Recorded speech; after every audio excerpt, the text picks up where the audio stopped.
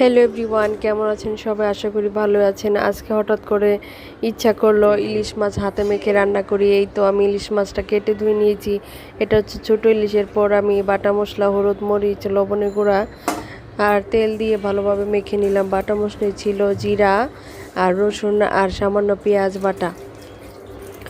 এরপর আমি এই তো পানি দিলাম, হাতটা ধুয়ে নিলাম আর কি। ধুয়ে এই যে দেখুন, এটা হচ্ছে মাছ পথের, মানে আমি একবার উল্টে দিয়েছিলাম তখন। এরপরে এই যে ফাইনাল লুকটা, গ্রানে মোমো করছে। ইলিশটা যদিও ছোট, কিন্তু এখন যেহেতু বর্ষাকাল, এখন এই সময়ের ইলিশ অনেক মজা লাগে।